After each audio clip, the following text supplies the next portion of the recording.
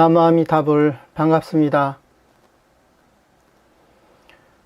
오늘은 법연상인 전집 연불대의 마지막 강의 시간입니다. 지난번 시간에 끝으로 우리는 고덕을 들어서 고덕들도 옛날 이런 큰 스님들도 전수연불을 하셨다. 이것을 들어서 우리에게 일양전수를 권장하셨습니다. 그 다음에 일대 가르침이 전부 아미타 부처님의 구제법으로 규결된다.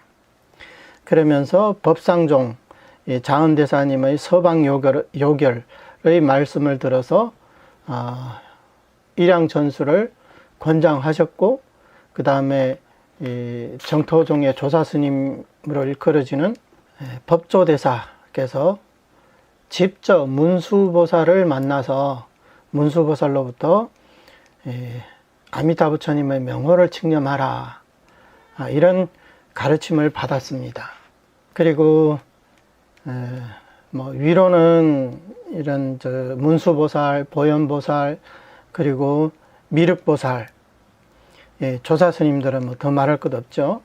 담란, 도작, 선도, 그 다음에 자은대사, 지자대사도 계시고, 또 법조대사님, 우리 한국에도 연불을 권장하신 스님들이 굉장히 많죠.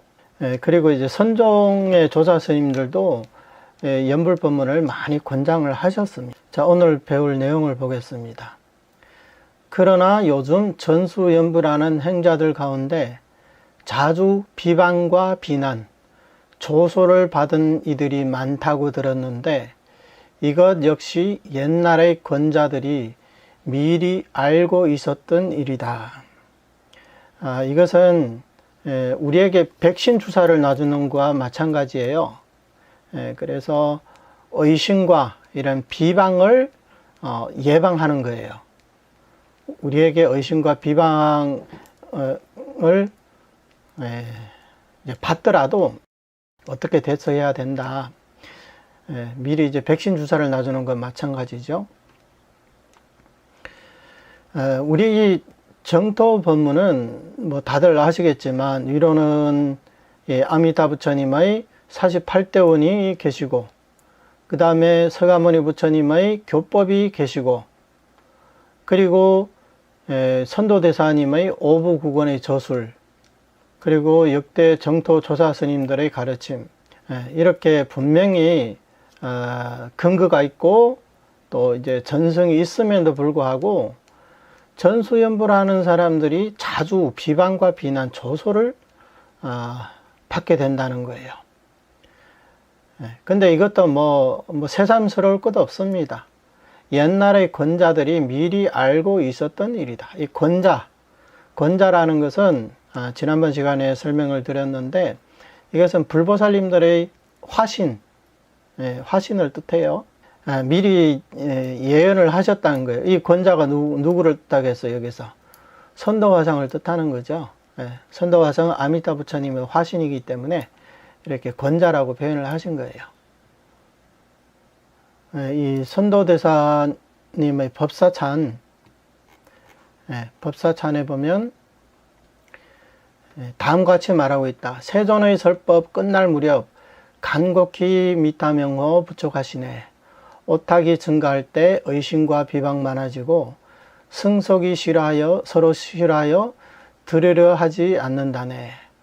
이 법문 수행하는 자를 보면 화를 내고 온갖 방편으로 파괴하여 다투어 원한이 생겨난다네. 이 같은 생명과 천재의 무리들은 돈교를 훼손하고 길이 침륜할지니 대지의 티끌수겁이 지나도록 사막도의 몸 벗어날 수 없다네. 대중은 한 마음으로 정법을 파괴한 모든 죄업 참회하세. 네, 이게 선도화상께서 법사찬에서 하신 예언과도 같은 글입니다.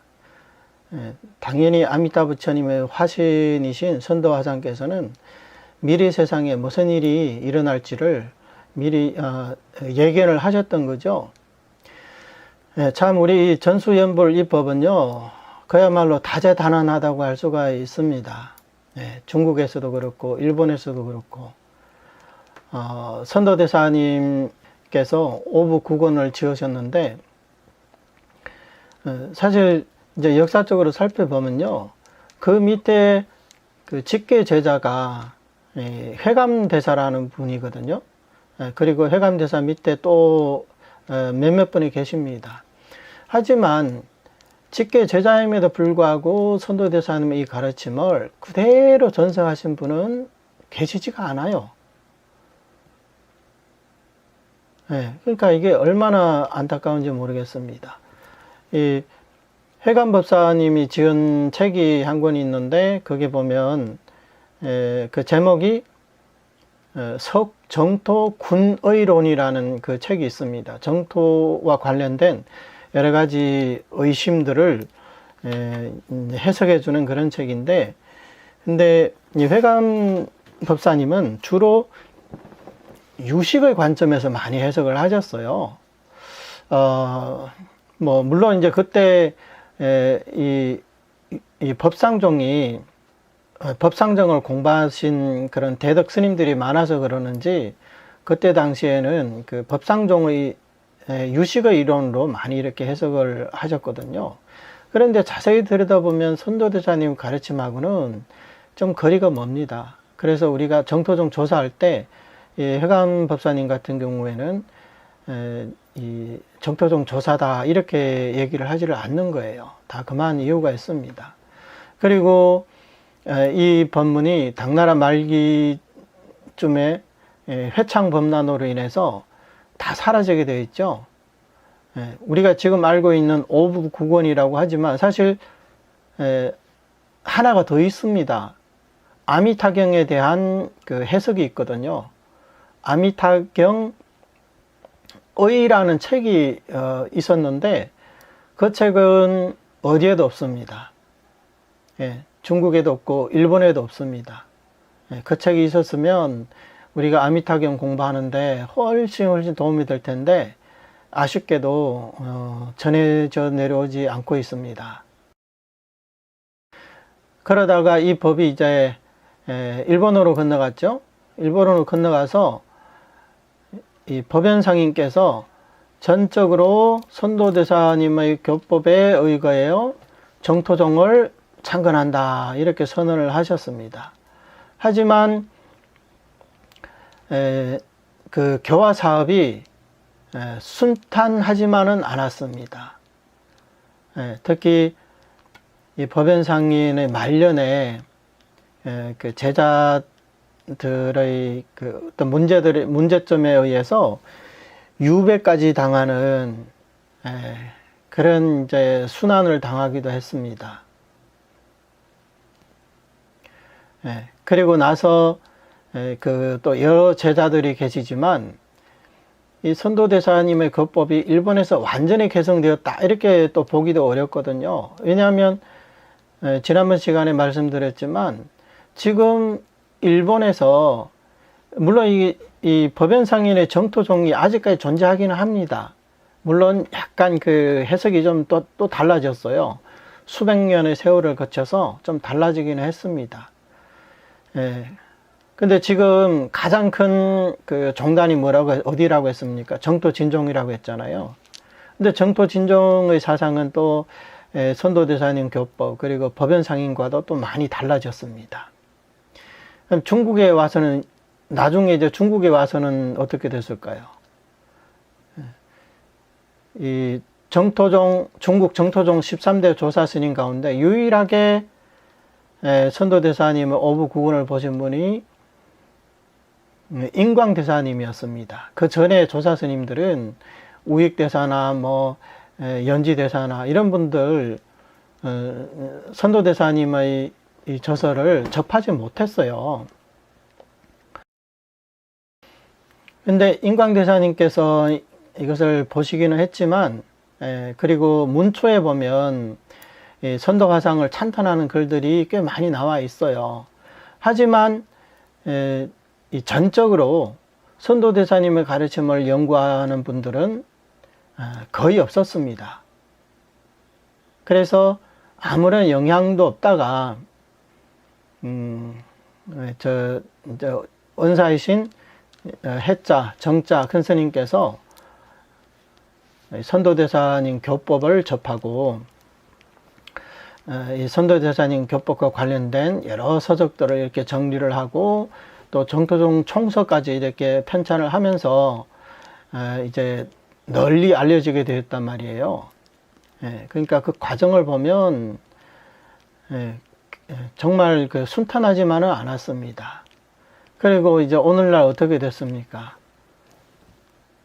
정정 법사님 같은 경우에는 또 우리 법문의 이제 거장이라고 할 수가 있는데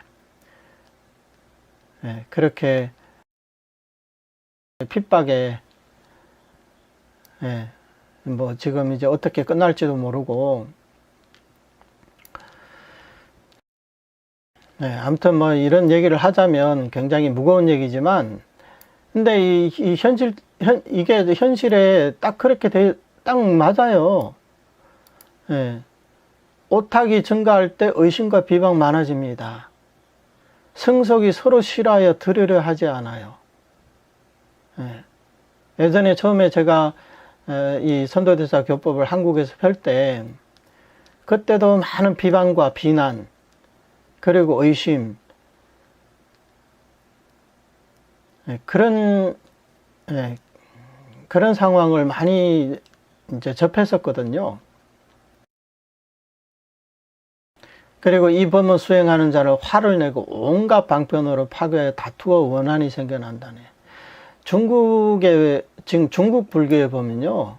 완전히 이제 우리 이 순수정토 이 법문을 거의 무슨 뭐 사이비 종교와 비슷하게 그렇게 얘기하는 스님들도 굉장히 많습니다. 그래서 제가 한번 곰곰이 생각을 해본 적이 있어요. 왜 이럴까? 그래서 제가 정리를 해보니까 한 5가지 정도가 있는데요.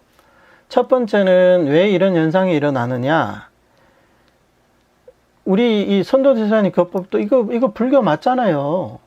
다 근거가 있고 경전에 근거가 있고 위에 이런 그 보살 그리고 대덕들의 그런 전성이 있는데 똑같은 불교인데 서로 찬탄하고 서로 도와야지 왜 이렇게 의심하고 비방하고 화를 내고 이렇게 파괴를 하려고 할까? 첫 번째 중요한 이유는 역시 이제 마구니의 방해라고 이렇게 볼 수가 있어요. 천마의 방해다. 이것은 이제 마왕 파순이 영향력을 발휘하는 거예요. 이 전수연불하면 이 선인과 악인 할 것 없이 모두 극락세계에 왕성할 수 있기 때문에 이 마구니가 가만두지 않는 거예요. 그렇다고 마구니가 직접 와가지고 이것을 파괴하느냐? 불법은 마구니가 파괴할 수 없다고 했어요. 불법은 누가 파괴할 수 있느냐?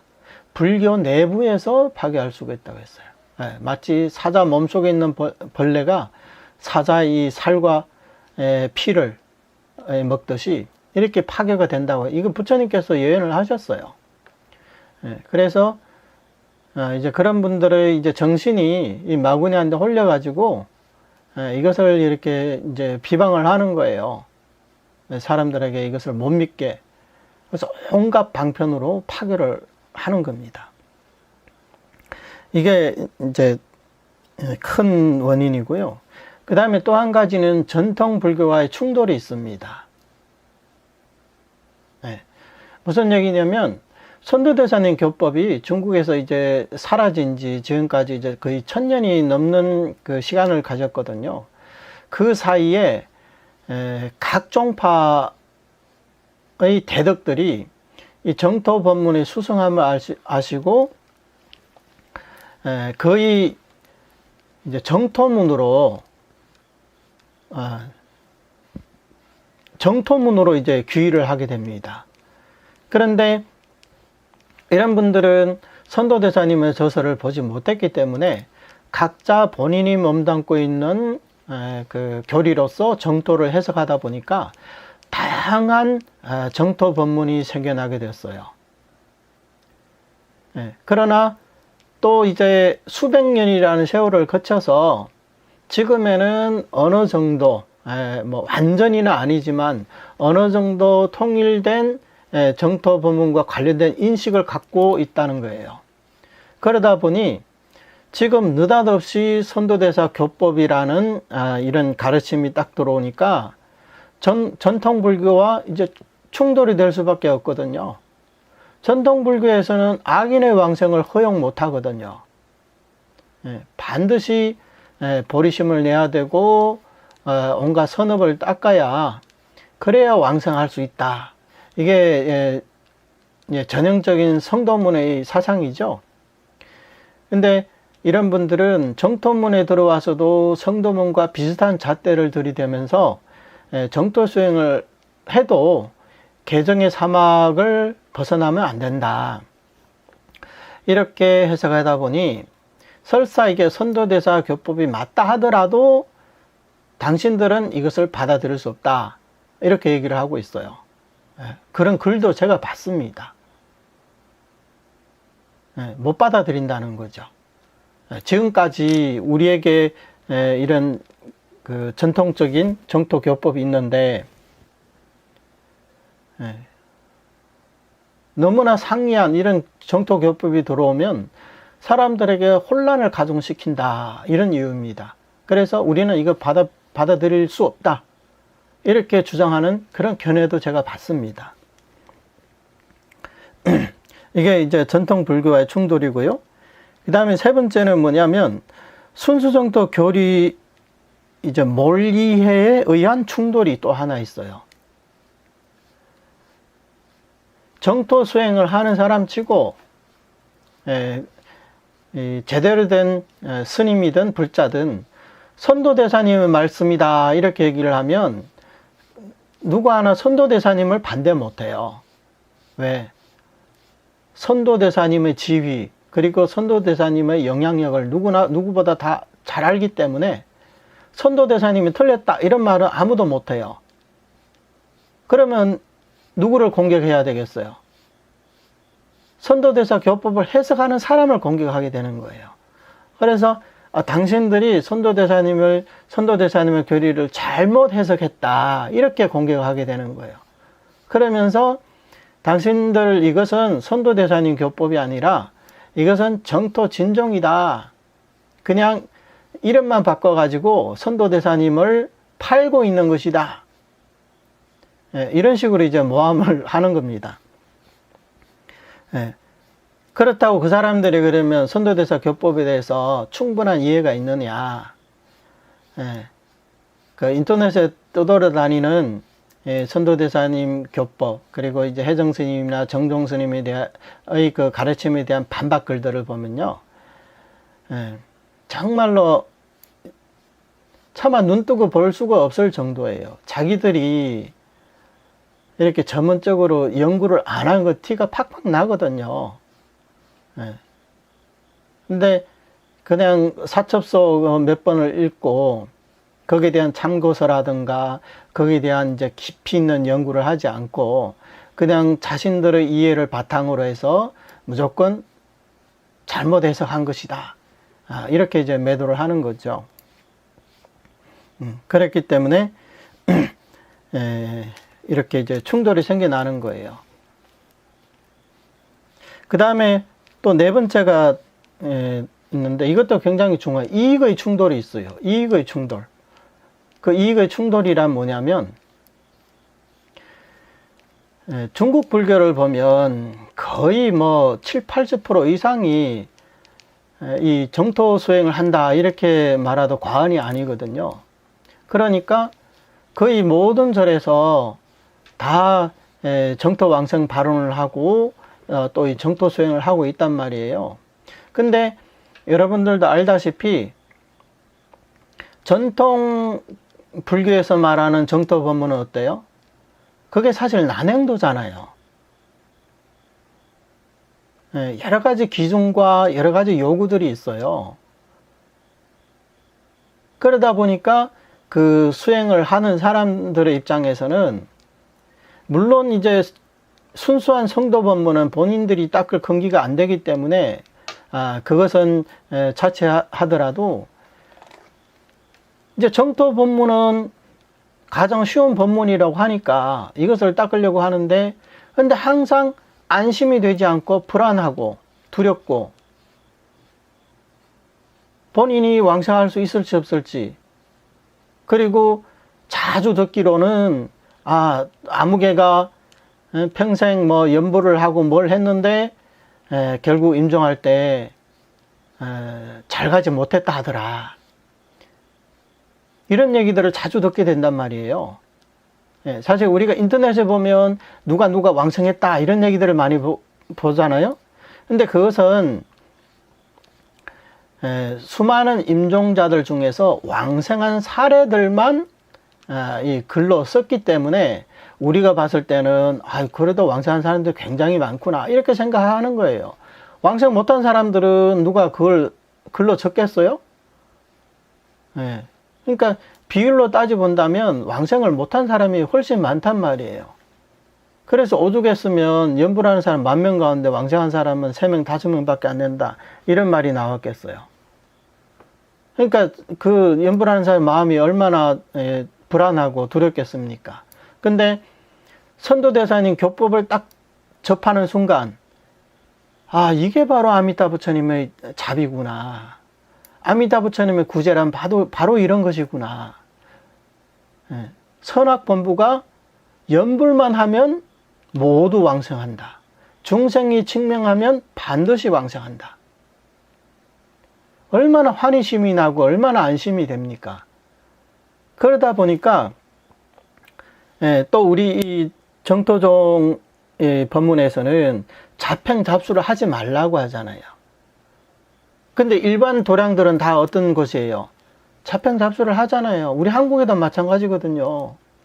지장제일은 지장기도 하고, 관음제일 관음기도 하고, 또 뭐 하루가 멀다고 뭐 천도제를 하고, 또 뭘 하고, 참법을 닦고 뭘 하고. 중국에는 더 하거든요. 그러다 보니까 그 신도들이 이제 빠져나가기 시작하는 거예요. 순수성도 나 정토방생을 발언하고 나는 나의 금생의 목적 오직 정토방생인데, 그러면 이런 법이 있는데 내가 왜 이런데 자평잡수하는 데 다녀야 되냐, 이렇게 신도들이 떨어져 나가니까 다른 절에서 굉장히 싫어하는 거죠. 좋아할 리가 없겠죠. 우리 절에서 신도들 다 뺏어간다 뭐 이런 얘기가 나오게 되는 거죠. 그러니까 뭐 보는 연불, 뭐 순수능토 말만 들어도 막 그냥 이를 가는 거예요. 그래서 온갖 방편으로 또 이 법문을 수행하는 자를 보면 화를 냅니다. 온갖 방편으로 파괴하여 다투어 원한이 생겨난다. 그리고 이제 5번째도 있는데요. 이것은 우리 신도분들이 조심해야 될 부분들이에요. 신도들의 부적절한 처사. 이게 이제 5번째 문제점이거든요. 이게 어떤 게 있냐면, 예전에 그 동영상을 하나 본 적이 있는데, 그 중국 여산 독림사 그 조실 스님이 이제 대자 안자 큰 스님이거든요. 근데 어떤 신도분이 뭐라고 질문을 하냐면, 어떤 사람이 말하기를 정토종의 조사는 오직 선도대사만 자격이 되고 나머지 스님들은 자격이 안 된다고 하는데 과연 그렇습니까? 이렇게 질문을 하더라고요.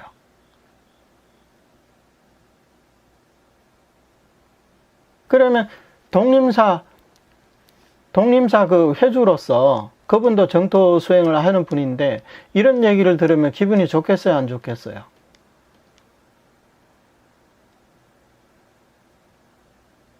그리고 또 있습니다. 대만의 그 문수강당의 해율 법사라는 분이 계시는데 이분도 평생 설법 위주로 하신 분이거든요. 근데 거기에서 어떤 신도분이 또 이렇게 질문을 해요. 누가 그러는데요. 우리는 이 명호만 부르면 되지 법문도 넣을 필요 없고 독경도 할 필요 없다고 하는데 스님 어떻게 생각하십니까? 이렇게 질문하더라고요. 그럼 뭐라고, 그 스님이 뭐라고 대답을 하겠습니까? 평생 설법을 하는 스님한테 연불만 하면 되지 법문도 들을 필요 없고 경전도 독송할 필요 없다고 하는데 어떻게 생각하냐? 그 좋은 말이 나올 수가 있습니까? 그러면 그런 스님들이 우리 교법을 전적으로 연구하시는 분들이 아니기 때문에 신도분들의 이런 질문을 통해 가지고 그쪽 교리가 대충 어떻다 이것을 이제 파악한단 말이에요. 그러면 그런 분들이 들었을 때 이 교리를 제대로 된 교리라고 생각을 하겠습니까? 그런 법을 가르치는 스님을 좋게 볼 리가 없잖아요. 그러다 보니까 보는 연불하면 막 이렇게 의심을 하고 비방을 하게 되는 거예요. 뭐 우리 한국에서는 그런 문제가 그렇게 많지는 않지만 그래도 우리 연예인들께서 다른 수행을 하시는 분들과 대화를 할 때 조심할 필요가 있습니다. 우리 내부적으로는 우리가 우리는 전수연불만 하면 된다 이렇게 말하면 문제 없습니다. 하지만 다른 그 교리를 배우는 사람들한테는 그것을 강조하려고 하지 마세요. 그리고 특히 당신들은 잡생잡수하는 사람들이기 때문에 당신들은 뭐 해탈하기 어렵다 이런 얘기도 하시면 안 돼요. 사실 예전에도 말씀드렸지만 다른 수행을 하는 사람, 그 사람의 근기가 어떻든 그게 관계없이 우리는 어떻게 얘기해야 되느냐, 당신들은 당신들의 근기에 맞는 수행을 하고 저 같은 경우에는 하근기이기 때문에 저는 전수연불만 하겠습니다. 제 능력으로는 전수연불밖에 못합니다. 그래서 다른 사람의 수행을 우리는 수위 찬탄할 수 있잖아요. 수위 찬탄을 하되 우리는 우리 수행만 하면 됩니다. 그래서 이게 다방면으로 우리가 이제 조심해야 될 문제점들이 있습니다. 물론 가장 근본적인 문제는 이 법이 그만큼 아미타 부처님의 무조건적인 구제이기 때문에 이 법이 너무나 강력해서 이 마구니가 방해를 안 할래야 안 할 수도 없습니다. 물론 뭐 마구니가 방해한다고 해서 우리 왕생까지 방해할 수 있는 건 아니지만 이 세간에서 전수연불을 하는 사람들을 이렇게 비방하고 비난하고 또 조소를 한다는 거, 비웃는다는 거, 이런 사람들이 많다는 거예요. 하지만 이런 비방과 비난, 조소를 받더라도 우리는 이 법이 아미타 부처님의 구제법이고 이것이 나의 유일한 해탈의 길이라는 것을 알기 때문에 어떤 어려움이 있더라도 우리는 이 전수연불을 끝까지 견지할 겁니다. 그래서 이 내용을 우리가 이제 백신을 맞는 거다 이렇게 말씀드렸잖아요. 그래서 사실 이렇게 파괴를 하면 이런 사람들은 생명과 같다. 생명은 태어날 때부터 장님인 사람이에요. 햇빛을 한 번도 못 본 사람들, 이걸 생명이라 그러거든요. 천재는 뭐예요? 성근이 끊어진 사람들. 이런 무리들이라는 것, 돈교를 훼손하고, 우리 연불법이 어떤 법이에요? 일승동교라고 했습니다. 그러니까 일승동교를 훼손한 그 죄업이 얼마나 크겠습니까? 그래서 길이 침륜할지니 대지의 티끌수겁이 지나도록 사막도의 몸 벗어날 수 없다네. 그래서 대중은 한마음으로 정법을 파괴한 모든 죄업 참여하세. 우리가 지난 생에 이런 그 과오를 범했을 수도 있습니다. 우리도 우리가 전생에 입을 만났다면 그대로 했다면 우리도 벌써 왕생을 했겠죠. 그러나 우리는 금생에서야 이렇게 제대로 이 법을 만나서 지금 수행하고 있는 거예요. 따라서 전생에 우리도 이런 죄업을 지을 수가 있기 때문에 정법을 파괴한 죄 모두 참여해야 한다. 그 다음에 이제 평등각경에 나와 있는 말씀이에요. 평등각경은 무량수경의 2역본입니다. 만약 선남자 선녀인이 이와 같은 정토 법문을 듣고 슬픔과 기쁨이 교차하고 온몸의 털이 선다면, 뭐 온몸의 털이 곤두선다면 이런 뜻이에요. 이 사람은 과거에 이미 불도를 닦았던 사람임을 알라. 만약 어떤 사람이 이 법을 듣고도 아무런 믿음과 기쁨이 없다면 이 사람은 사막도로부터 왔음을 알라. 이것은 이제 경전에서 이제 나와 있는 말씀이죠. 우리가 이 전수연부를 믿고 전수연부를 할 수 있다면 이것은 우리가 금생에 우리가 잘나서 만난 게 아닙니다. 이것은 과거생부터 우리에게 성건이 있었기 때문에 오늘날 이 전수연부를 만날 수 있었던 겁니다. 그래서 슬픔과 기쁨이 교차한다. 이것을 한문으로 비희교집이라고 합니다. 비는 슬픔, 희는 기쁨. 왜 슬픔과 기쁨이 교차할까요? 그리고 온몸의 털이 곤두선다. 이 슬픔이라는 것은 무량겁일의 윤회를 하면서 온갖 고통을 우리가 다 겪어왔잖아요. 사막도도 우리 수없이 들어갔다 왔습니다. 지옥의 형벌도 빠짐없이 다 받았습니다. 지난 과거생을 생각해 보면 얼마나 슬픈 감정이 드는지 모릅니다. 이런 아미타 부처님의 교법이 있고 아미타 부처님이 성불을 하신 이미 10급이 지났는데 우리는 지금까지 이렇게 윤회를 해왔단 말이에요. 그래서 생각해 보면 이 슬픈 감정이 드는 거예요. 기쁨은 왜 기쁨이냐? 다행스럽게 금생에 우리는 이 아미타 부처님의 본원을 듣고 우리는 반드시 극락정토에 왕생할 수 있게 되었습니다. 그러니 환희심이 안 날 수가 없겠죠. 그래서 이런 상태를 슬픔과 기쁨이 교차한다고 합니다. 이렇게 말합니다. 그리고 온몸의 털이 이제 곤두선다. 이것은 이제 우리가 정말로 아미타 부처님 구제법을 만나서 이번 생이 윤회의 마지막 생이다.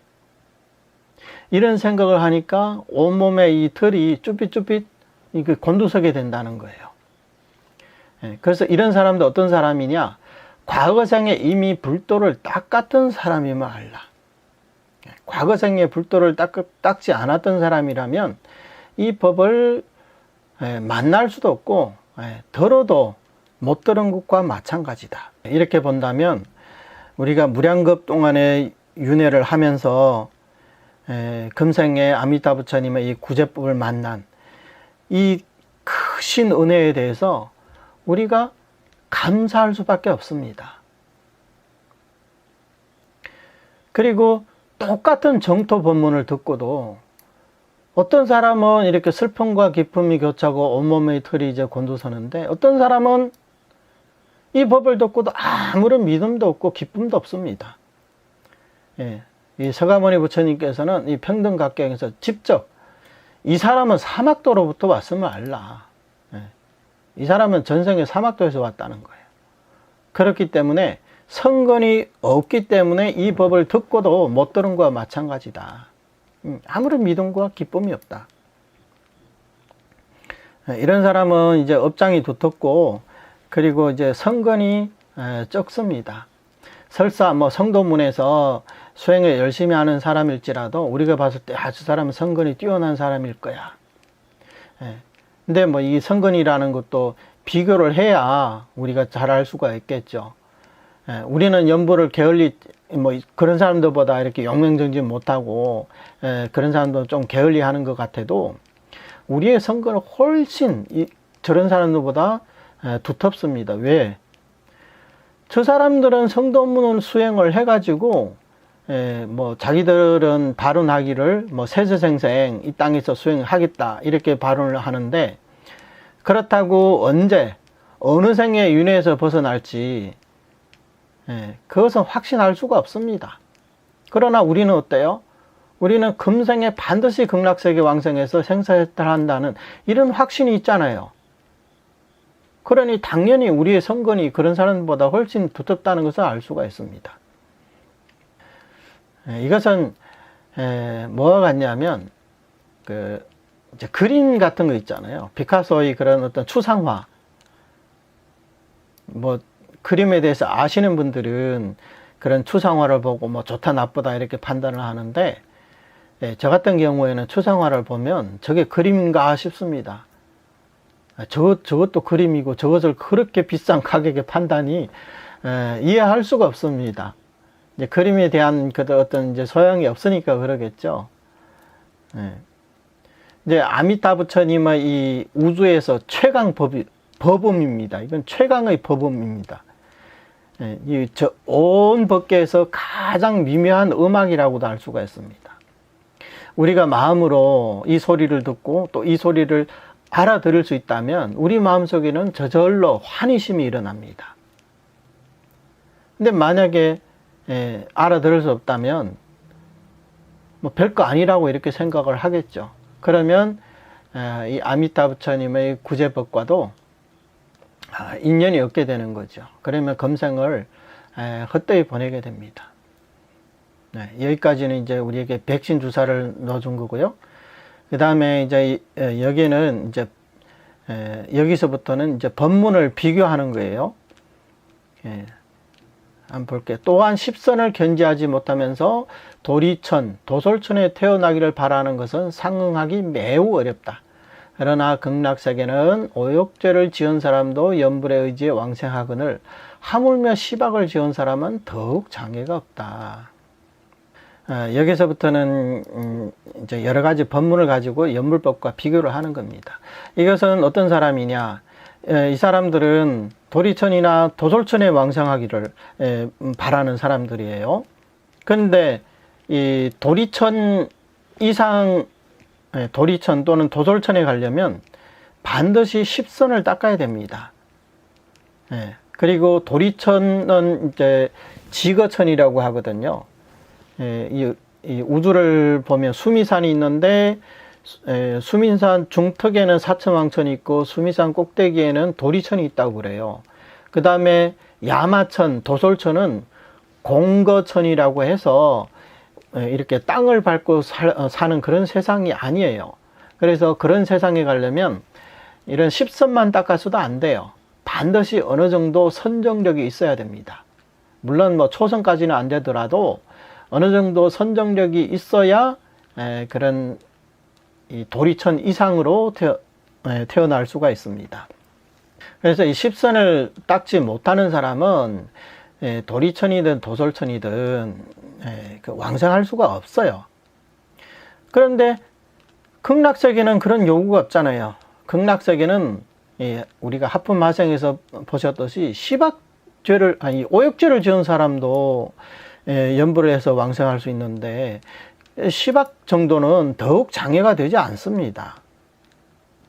근데 만약에 우리가 도리천 또는 도솔천에 태어나기를 바라면서 우리가 시박죄를 지은다면 태어날 수 있겠습니까? 오욕죄를 지으면 더더욱 태어날 수가 없겠죠. 따라서 우리같이 이렇게 5개와 10선을 원만히 닦을 수 없는 사람들은 이 극락왕생이야말로 우리의 유일한 목표가 됩니다. 그 다음에는 어떤 사람은 또 미륵보살이 이 땅에 서가모니 부처님 뒤를 이어서 이 땅에 출현하셔서 성불할 때를 기다린다고 합니다. 그래서 또한 미륵이 이 세상에 출현하기를 기대하지만 56억 7천만 년이나 되는 세월을 기다리기란 매우 어렵다. 이 미륵보살 관련된 경은 총 그것도 3부경이 있는데 뭐 미륵 상생경, 미륵 하생경, 또 뭐 미륵 성불경인가 이렇게 세 경이 있습니다. 이 경에서 뭐라고 했냐면 서가모니 부처님과 직접 인연 맺은 그러니까 그런 제자들, 부처님과 인연을 맺었지만 부처님 당시에 해탈하지 못한 그런 제자들, 그리고 또 불법과 인연을 맺은 이런 중생들은 장래에 이 미륵보살님이 이 세간에 출연하실 때 전부 해탈을 하게 된다, 이런 말씀이 있습니다. 그래서 이 천태학에서는 열반경을 군습교라는 말이 있어요. 군습교. 군습이라는 것은 뭐냐면 우리말로는 이제 이삭죽기라고, 이삭죽기, 이런 말을 들어보셨는지 모르겠네요. 이제 가을 되면 이제 벼를 벼잖아요. 벼를 싹 빼고 나면 그래도 이삭이 남잖아요. 다 걷어가고도 좀 남는 게 있잖아요. 그러면 뭐 그냥 버리는 사람도 있지만 알뜰한 사람들은 그 이삭을 하나하나 다 줍습니다. 그것도 양이 꽤 되거든요. 그러니까 마찬가지로 서가모니 부처님께서 이제 수확을 못한 그런 무리들이 이제 남아 있는데, 저 이삭처럼 이렇게 남아 있는데, 그런 중생들은 미륵보살이 성불을 할 때 전부 이제 구제된다, 이런 뜻이에요. 그래서 뭐 서가모니 부처님은 이미 열반에 드셨기 때문에 나는 그러면 미륵보살이 성불할 때까지를 기다리겠다, 이렇게 생각하는 분도 계신다는 거예요. 그런데 얼마나 기다려야 됩니까? 56억 7천만 년이나 되는 세월을 기다려야 된다는 거예요. 설사 우리가 미륵보살이 이 땅에 오실 때 우리가 해탈할 수 있다손 치더라도 56억 7천만 년이나 되는 이 세월을 이 사바세계에 윤회한다는 게 그게 얼마나 괴롭겠습니까? 그동안 우리가 뭐 항상 인간 또는 천상에만 태어나겠습니까? 사막도를 돌고 온갖 고통을 받아야 될 게 아니겠습니까? 지옥에서 지옥불에 타고 축생으로 태어나가지고 그동안 살생하고 6시간 그런 죄값을 치르고, 아귀로 태어나가지고 인색한 그 죄값을 치르고, 얼마나 고통스럽습니까? 그럴 바에는 지금 연불에서 금생에 극락왕생하는 게 훨씬 수승하지 않겠습니까? 그리고 우리가 미륵보살님을 그렇게 좋아한다면 우리가 일단 극락왕생해서 나중에 미륵보살이 이 땅에 출연하실 때 우리가 협시보살로서 미륵보살님과 함께 올 수가 있잖아요. 그때는 범부 중생이 아니라 우리도 이런 그 대보살의 신분으로 미륵보살을 도와서 중생 구제를 하면 되잖아요. 그러니 우리는 역시 금생의 전수연불에서 극락왕생하는 게 훨씬 낫다. 그 다음에 또 이제 타방 정토에 왕생하고자 하는 사람들이 있습니다. 타방의 일체 정토에는 이러한 번원이 없고 오직 극락 정토에만 아미타불의 별원으로 이루어진 것이다. 아미타불의 원력이 대단히 깊은데 어찌 다른 것을 구하리요. 이것은 이제 타방 정토와 비교를 하는 겁니다. 타방 정토도 우리가 왕생할 수 있는 것이 아닙니다. 왜? 타방 정토에 계시는 그 부처님들은 아미타 부처님과 같은 이런 별원이 없습니다. 이 별원을 우리는 뭐라고 한다고 했습니까? 별의 홍원이라고 하잖아요. 이런 별의 홍원이 없어요. 그래서 다른 부처님의 정토에 왕생하려면 그 정토에서 요구하는 여러 가지 기준에 도달해야만이 왕생할 수가 있습니다. 그리고 대부분 정토는 앞서 우리가 그 화엄장세계 또는 미름 정토에 왕생하려면 반드시 일품의 무명을 끊어야 왕생할 수 있다고 했잖아요. 대부분의 타방 정토가 그렇습니다.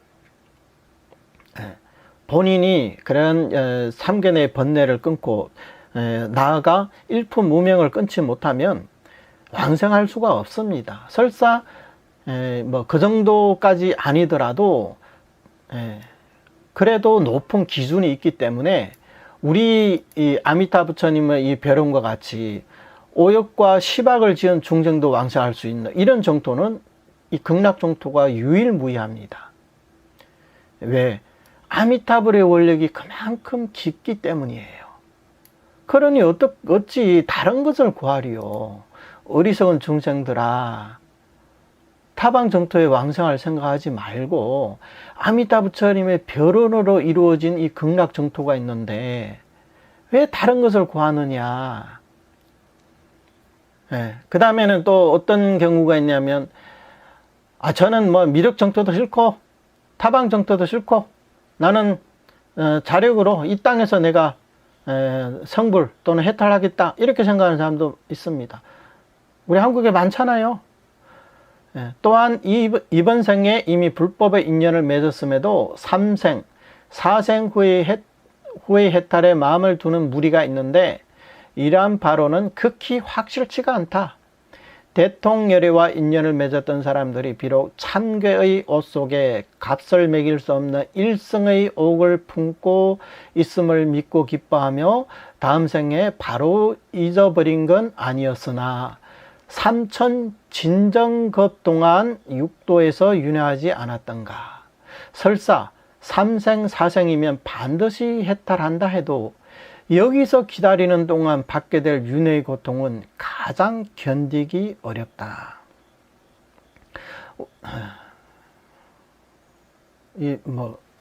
밑에까지 볼게요. 우리는 이번 생에 처음으로 인간계에 태어난 게 아니고 이미 세세생생 여러 부처님의 교화와 보살들의 홍경을 만났으나 믿지 않았기 때문에 교화에서 빠진 것이다. 3세 제불과 시방보살을 생각해 보면 모두 옛적의 친구들이었다. 서가세존도 500진정급 전의 옛날에, 아미타불도 성불하신 지 10것 전에 서로 부모 형제 사이였다. 부처님은 앞선 부처님의 가르침을 받고 선지식의 권유를 믿으며 일찍이 발심하고 수행하여 성불한 지 이미 오래되었다. 우리는 신심이 얕은 까닭에 지금까지도 생사에 머물고 있다. 과거 윤회할 때를 돌이켜보면 미래에도 역시 이와 같을 것이다.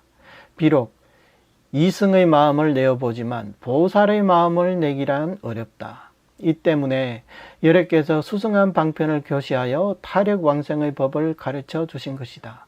오타각세의 중생이 비록 자력에 힘쓰며 백천급이 지나도록 난행고행을 하더라도 부지런히 힘쓴 것이 오히려 타력 왕생의 법만 못하다. 또한 저 성도문을 닦는 자들은 반드시 몸과 마음이 청정하여 그 행을 닦을 수 있는 그릇이 되어야만 한다. 만약 게으르고 신심이 없다면 수행할 수 없을 뿐만 아니라 심지어 죄를 얻게 된다. 이 앞에서는요, 이것은 이 땅에서 득도되기를 바라는 거고요. 그 다음에 이것은 이 금기가 수행을 하는데 금기사항이 있다는 거예요. 금기사항. 만약 연불문이라면 걸을 때나 멈출 때나 앉을 때나 누울 때나 깨어있을 때나 잠을 잘 때나 명호를 측량하기가 어렵지 않아 매우 편리하면서도 죄와 허물이 없으며 그런 근기도 싫어하지 않아 모두 왕생의 업이 된다. 그래서 법조대사가 다음과 같이 말한 것이다. 저 부처님 인중에서 세우신 크신 서원, 이름 듣고 나를 부르면 모두 영접 오신다네. 빈부귀천 가리지 아니하고 어리석음과 뛰어난 재능 가진 이 가리지 아니하며 많이 듣고 청정지게한 이 가리지 아니하고 파괴하여 죄업 깊은 이 가리지 않으시니 다만 마음 돌이켜 연불만이 하면 능히 와륵도 황금으로 변화시킬 수 있다네. 이것은 이제 성도문 수행과 이제 정토문을 이제 비교를 한 겁니다. 어떤 사람들은 금생에 이제 불법과 인연을 맺었습니다. 하지만 그 사람도 금생에 생사에서 해탈할 수 없다는 것을 압니다. 그리고 그렇다고 해서 56억 7천만 년 후에 미륵보살의 출현을 또 기다리기도 싫습니다. 그래서 어떻게 생각하냐면 금생은 내가 죽었다 생각하고 몇 생을 내가 뭐 죽은 사람 치고 수행만 하자. 그래서 우리 한국의 어떤 큰 스님이 그렇게 말했죠. 뭐라고 했더라? 뭐 수행하다 죽으라고 했던가요? 수행하다 죽어라. 그러니까 금생에 나는 사람이 아니다 이렇게 생각하고 나는 오로지 수행만 하겠다. 그래서 금생이 안 되면 뭐 다음 생이 안 되면 다다음 생 이렇게 몇 생을 열심히 하다 보면 깨달음 얻고 성불하지 않겠느냐, 이런 생각인 거죠. 그런데요, 이 서성불교의 교리를 보면 초과 수단가를 얻더라도 7번을 천상과 인간 세상을 왕복을 해야 됩니다. 그리고 나서 3계를 벗어날 수 있습니다. 그 다음에 수다운과 2과를 얻으면 초과, 2과, 4다운과죠. 4다운과를 얻더라도 천상, 인간 이렇게 한 번을 왕복해야 윤회에서 벗어날 수 있습니다. 그러나 만약 어떤 사람이 이런 생각을 갖고 있다면 이것은 확실한 게 아니다. 이것은 확실한 게 아니다. 왜냐? 여기서 이제 설명을 합니다. 대통열애. 대통열애는 누굽니까? 법화경에 나오는 그 부처님이죠. 법화경에서는 삼천 진정급 이전에 우리가 이미 이 대통열애와 인연을 맺었다고 했습니다. 비록 그때 이 대통열애 앞에서 우리도 위없는 보리심을 냈습니다. 그때 우리가 다 인연을 맺었거든요. 그런데 오늘날 우리는 여전히 윤회를 하고 있습니다. 이제 참개 옷 속에 값을 매길 수 없는 일승의 옷, 이거 비유법입니다. 누구나 다 이런 이제 불성을 갖고 있음을 믿고 기뻐하며, 우리 다 믿잖아요. 우리 불성이 있다. 이것을 믿고 우리는 기뻐합니다. 그래서 다음 생에 바로 잊어버리는 거 아니에요. 어떤 사람은 전생의 기억이 잊을 수도 있거든요. 그렇지만 3천 진정급 동안 우리는 육도 윤회하지 않았던가? 이게 사실이잖아요. 법화경에서 대통열애와 우리가 인연을 맺었다고 했습니다. 그리고 법화경도 들었다고 했어요. 그런데 우리는 3천 진정급이 지나도록 육도 윤회를 하고 있었습니다. 그런데 어떤 사람이 3생, 4생 후에 해탈을 하겠다? 설사 3생, 4생이면 반드시 해탈한다 해도 여기서 기다리는 동안 또 받게 될 윤회의 고통은 견디기가 어렵다는 거예요. 지금 당장 왕생에서 성불할 방법이 있는데 왜 3생, 4생을 남아서 그 고생을 하려고 하냐 이 말이에요. 당장 해탈할 수 있는 방법이 있는데. 그러니까 이 어리석은 중생들이죠. 그리고 우리는 이번 생에 처음으로 인간 세상에 태어난 게 아닙니다. 우리는 세세생생 6대 윤회를 하면서 인간계에도 수없이 태어났습니다. 이렇게 수없이 육도 윤회하는 과정에서 여러 불보살님들의 교화를 받았습니다. 부처님의 교화, 보살의 홍경, 이것을 받았습니다. 그렇지만 우리가 그것을 믿고 받아들이지 않았기 때문에 이런 불보살님들의 거화에 빠져버리게 된 것입니다.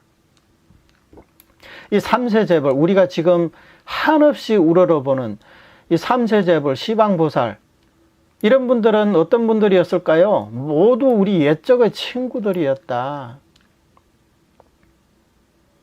서가세존도 마찬가지예요. 옛날에 어느 생에는 우리와 부모 형제 사이였어요. 아미타 부처님도 마찬가지예요. 근데 오늘날 서가세존은 500진정급 이전, 옛날에 아미타불도 성불한 지 10급 전에 서로 부모 사이였다. 근데 이분들은 다 성불했잖아요. 아미타불도 벌써 성불하고 서가세존도 성불하고. 근데 이런 부처님들은 앞선 부처님의 가르침을 받고 선지식 권유를 믿으며 일찍이 발심하고 수행하여 성불하신 지 오래되었다. 근데 우리는 문제가 어디에 있을까? 신심이 얕다는 거예요. 이런 가르침이 있음에도 우리는 지금까지 믿지 않았습니다. 오늘날 어때요? 이렇게 선인과 악인을 가리지 않고 연불만 하며 왕생할 수 있는 법이 있는데도 신심이 얕은 사람은 오늘날도 못 믿어요. 못 믿으면 어떻게 됩니까? 또다시 3천 진정급 또는 500 진정급 이렇게 윤회를 할 수밖에 없습니다. 그 손해는 고스란히 본인이 안고 가는 겁니다.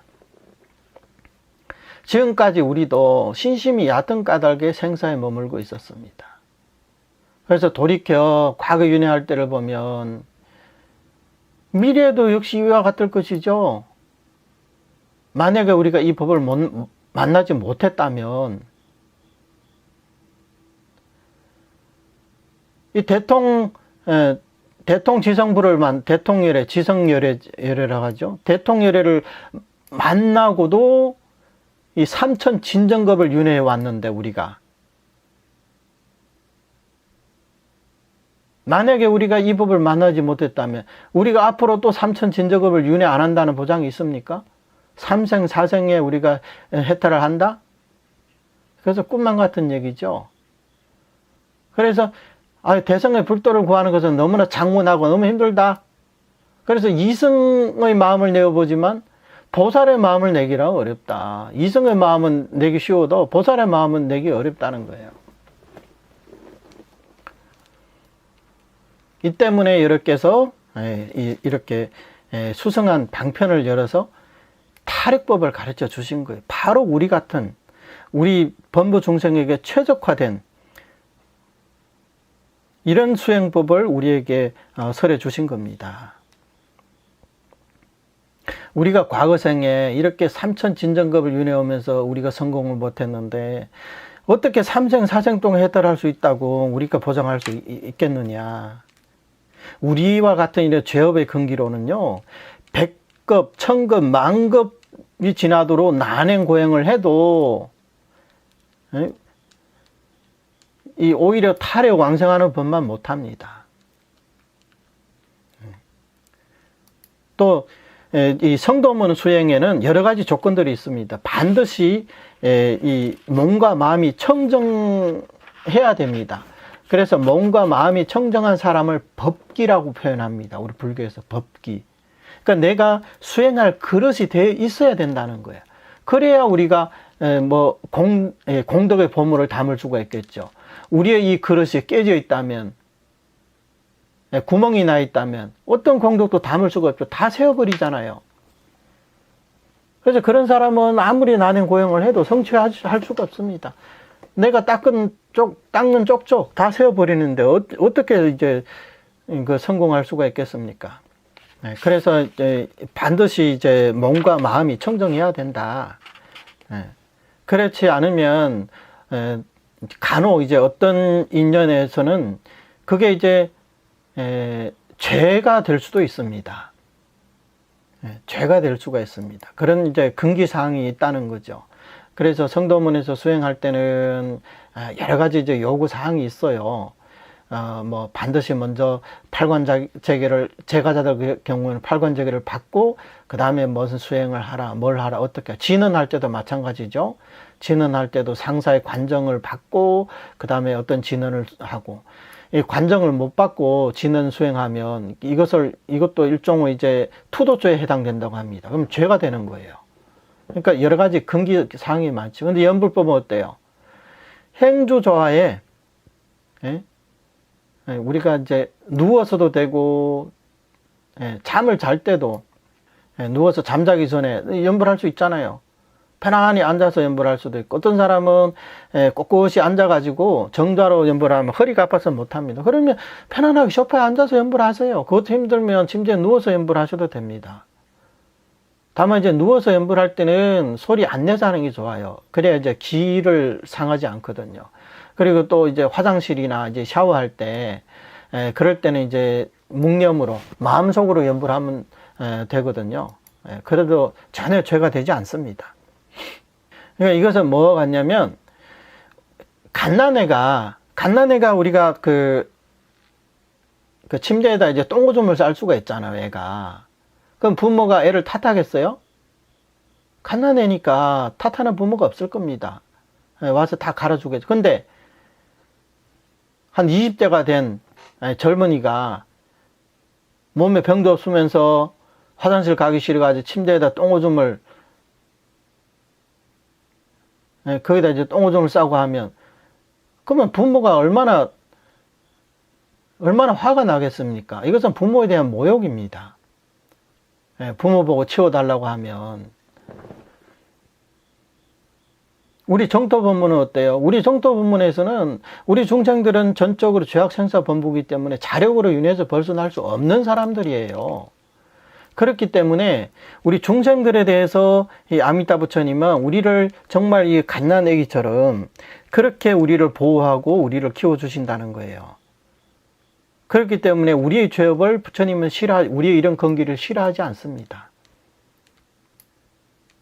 성도문은 그렇지가 않죠. 성도문은 자력으로 닦아야 되는데 자기 똥오줌도 못 가리는 사람이 뭘 할 수 있겠습니까? 자력 법문은 여러 가지 금기사항이 있단 말이에요. 그래서 이 법조대사님의 이 개송, 이 개송은 총체적으로 어떤 건기도 가리지 않는다 이런 뜻이에요. 이 개송은 우리가 많이 공부를 해봤기 때문에 따로 설명을 하지는 않습니다. 어떤 빈부귀천 어리석은 자, 또 재능이 뛰어난 자, 뭐 청정지기를 하든 파괴하든 다 가리지 않는다고 했습니다. 연불만 하면 와륵도 황금으로 변할 수 있다. 죄악생사범부가 구경원만한 부처가 될 수 있다는 거예요. 이게 바로 연불법입니다. 또한 미미하고 수승한 성인의 가르침이 담긴 경론도 마지막 임종시가 되면 비록 지혜로운 자라도 그 문장들을 암송할 수 없다. 만약 연불행자라면 설사 목숨을 마칠 때라도 명호를 칙념하기가 어렵지 않다. 그래서 임종할 때 할 수 있느냐 없느냐 여기에 대한 설명이에요. 성도문에서 말하는 여러 가지 경론들 그리고 진언들 젊었을 때는요 달달달 외우죠. 임종할 때가 돼보세요. 기억이 안 납니다. 젊었을 때 기억력이 좋아가지고 뭐 법화경도 뭐 다 외운다는 사람이 계시거든요. 근데 연세가 드니까 못 외운대요. 이제는 못 외운대요. 기억이 안 난대요. 기억력이 쇠퇴하니까 어쩔 수가 없죠. 선정도 마찬가지예요. 젊었을 때 기력이 있을 때 선정 닦기가 쉽지 나이 먹고 병들고 해봐요. 어떻든 선정도 다 사라집니다. 그러니까 이런 경론도 아무리 지혜로운 자라도 그 문장도 암송할 수 없습니다. 연불행자는 어때요? 목숨 마트 명호를 칭량하기는 어렵지가 않잖아요. 설사 본인이 못해도 옆에서 누가 이렇게 존엄을 해주면 따라서 할 수 있죠. 마음속으로 할 수가 있잖아요.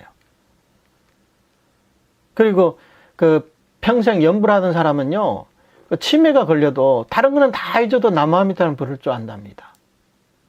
자기가 못 불러도 옆에서 남아미타불 하면 남아미타불 남 따라 부르거든요. 부르던 습관이 있어가지고. 따라서 이게 명호를 칭념하는 것은 어렵지 않다. 우리는 이것을 알 수가 있습니다. 또한 재벌의 서원을 논한다면 약사열의 12가지 서원에는 부처가 되지 않겠다는 원이 없으시고 천수의 발언에 비록 부처가 되겠다는 서원이 있다지만 아직 부처가 되지 못하셨다. 오직 아미타불께서 발한 부처가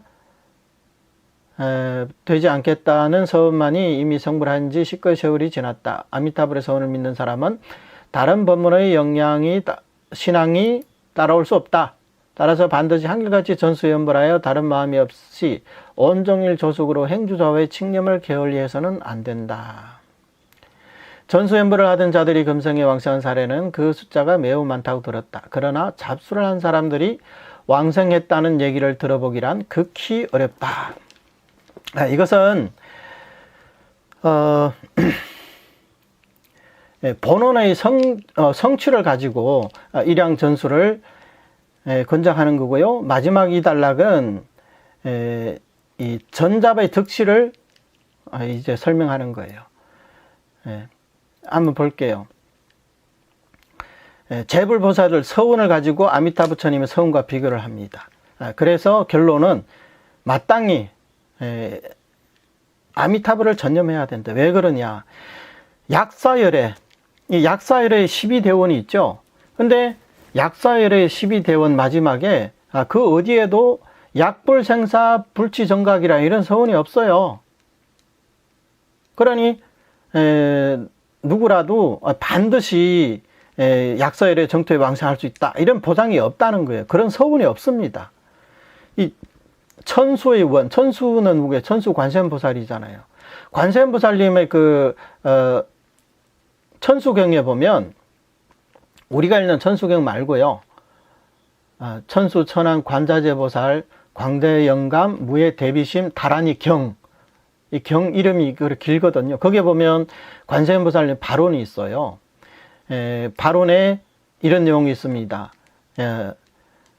뭐 발언에 불치정각이라는 말이 있어요. 불치죠. 성불하지 않겠다. 이런 조건을 이루지 못한다면 나는 성불하지 않겠다. 이 아미타 부처님과 같이 이렇게 말씀하셨어요. 근데 필경 이 관세음보살은 아직 성불 못했잖아요. 그러니까 보살이잖아요. 그 말은 뭐냐? 이런 서분이 있지만 이 서분이 완전히 성취된 건 아니다. 완전히 성취됐다면 이미 부처가 됐어야죠. 물론 뭐 관세음보살이 이미 오래전에 정법명 열애로 성불했다. 뭐 이렇게도 경전에 나와 있는데, 일단 이게는 이제 천수 관음으로 되어 있기 때문에, 천수 관음으로서 발언을 했기 때문에 아직 성불하지 못했다. 이런 얘기입니다. 그래서 오직 우리 아미타 부처님만이 부처가 되지 않겠다. 연불중생이 왕성하지만 부처가 되지 않겠다. 그리고 이 부처님은 성불하신 지 이미 10급의 세월이 지났습니다. 그래서 오직 아미타불의 서운을 믿는 사람은 다른 법문의 신앙이 따라올 수 없다. 그 아미타 부처님의 이런 별의 홍원보다 더 뛰어난 그런 법문이 어디 있습니까? 그러니까 이것은 아미타 부처님의 서원이 특별히 뛰어난 이유는 어디에 있냐? 근기의 섭취면에 있습니다. 정토에 왕생하면 정토는 다 비슷비슷할 수가 있어요. 사실 뭐 정토 자체를 가지고 우열을 따지기란 쉽지는 않겠지만, 그런데 중생을 섭수하는 면에서는 아미타 부처님을 따라올 자가 없잖아요. 모든 부처님들은 최소한 선인을 접인한다고 했지 악인을 접인한다는 얘기는 그 대장경 어디에도 없습니다. 오직 아미타 부처님의 이 별의 홍원만이 선악 중생을 가리지 않고 연불만 하면 무조건 접인한다. 이렇게 발언을 하셨기 때문에 다른 법문의 신앙이 따라올 수 없습니다. 그래서 결론은 반드시 한결같이 전수련불하여 다른 마음이 없이 자평잡수를 하지 말란 말이에요. 온종일 조속으로 행주자의 칙념을 게을리해서는 안 된다. 왜? 이게 우리의 유일한 해탈의 길이기 때문에 우리는 이거 하나를 꽉 잡아야 됩니다. 마치 벼랑 끝에 우리가 매달려 있는데 우리에게는 이 동아줄 하나만 딱 있습니다. 우리가 이걸 놓치는 순간 우리는 어떻게 됩니까?